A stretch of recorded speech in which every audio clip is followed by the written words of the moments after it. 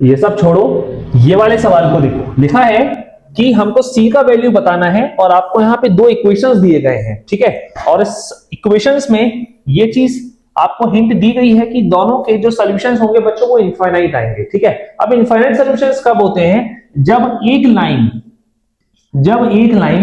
दूसरी लाइन के ऊपर करती है बच्चों, कोइंसाइड करती है। जब एक लाइन दूसरी लाइन के ऊपर जब कोइंसाइड करती है तो उस केस में नंबर ऑफ सॉल्यूशंस होते हैं इनफाइनाइट। इसका मतलब ये कि यहां पर जो हमारे पास इंपॉर्टेंट कंडीशन होगी ये होगी a1/a2 equals to b1/b2 equals to c1/c2। तो ये आपको ध्यान रखना है कि जब भी सॉल्यूशंस इनफाइनाइट हो तो उसमें जो रिलेशन होता है उनके कोएफिशिएंट्स का, वो जो कोएफिशिएंट्स होते हैं इनका जो रेशियो होता है बच्चों वो हमेशा बराबर होता है। अब यहां पे यदि हम दोनों इक्वेशंस को देखें तो यहां पे जो a1 का वैल्यू होगा ये हो जाएगा c, तो यहां पे आप लिखेंगे c।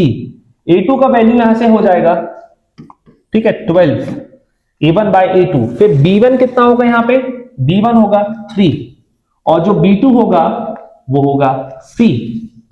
देन c1 क्या होगा आपका? ये हो जाएगा 3 माइनस c और c2 हो जाएगा माइनस का c।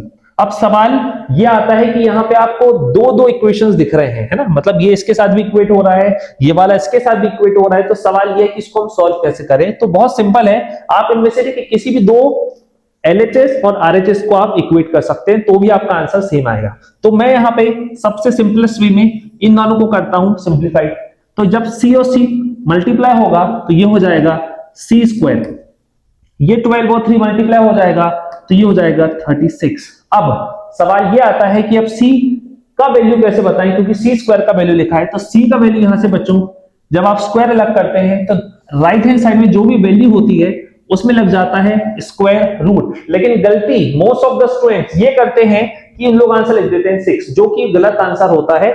यहां पे जो इसका वैल्यू होगा बच्चों वो होगा प्लस माइनस 36। मतलब यहां से c की दो वैल्यूज निकल के आएंगी, एक आएगी +6 और जो दूसरी वैल्यू आएगी यहां पे ये होगी -6। तो ये गलती आपको नहीं करना है। तो इसी के साथ मिलते हैं हम नेक्स्ट वीडियो पे।